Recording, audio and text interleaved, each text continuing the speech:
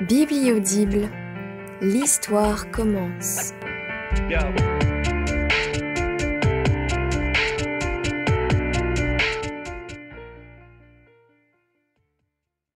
Effie. Pendant des jours et des jours, j'ai rêvé de ce moment.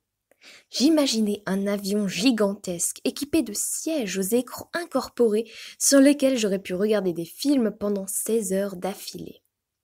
Comme je me trompais. L'appareil était si bondé qu'on a du mal à respirer. Évidemment, nous ne voyageons pas en première classe. Dans la rangée près de la nôtre, une famille italienne attire mon attention. Une mère, un père et entre eux, une gamine qui doit avoir dans les 7 ans. Elle a d'épais cheveux blonds ondulés et des lèvres tellement rouges et charnues qu'on dirait la fille d'Angelina Jolie. J'adore ses grands yeux verts où brille une lueur malicieuse. Elle est en train de jouer avec une superbe poupée habillée en princesse. Sa mère détache sa ceinture de sécurité tandis que son père prend son portable pour faire un selfie avec elle. Ces gens me rappellent mes parents adoptifs quand j'étais enfant. Je me demande si mes véritables parents nous auront emmenés à Los Angeles, mon frère Alessandro et moi. Peut-être aurions-nous été comme eux, souriants et émus. Ces derniers mois, ma vie a été bouleversée. Le campus artistique, mes nouveaux amis, Alessandro qui me plaisait avant que je découvre qu'il est mon frère, James qui, au début, était insupportable, alors qu'à présent... J'ai aussi été mise à l'épreuve. J'ai compris que la route est encore longue vers le succès. Elle est surtout merveilleuse, maintenant que je suis en route pour Los Angeles.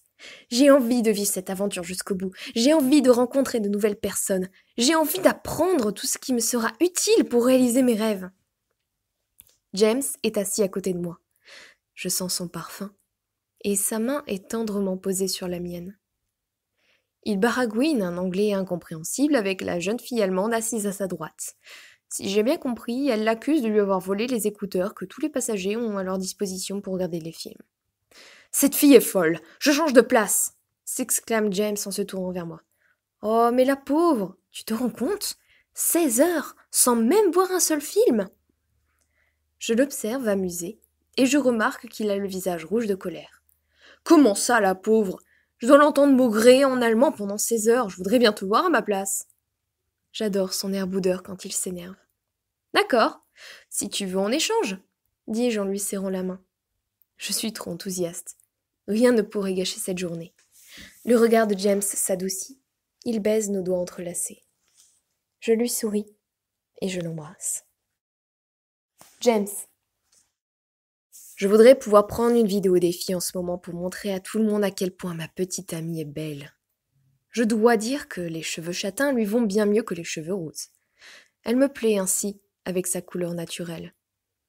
Ça me manque quand même un peu de ne plus l'appeler cheveux roses. C'est le surnom que je lui avais donné sur le campus.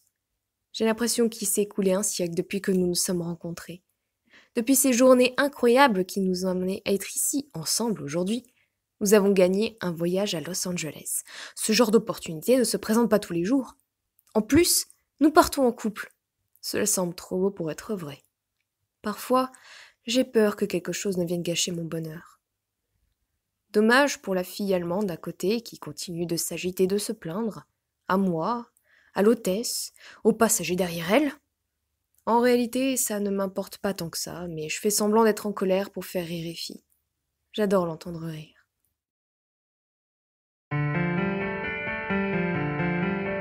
Dis-moi que tu y crois encore, par Eleonora Gagero. Disponible dès maintenant, prêt à la médiathèque de Forbach.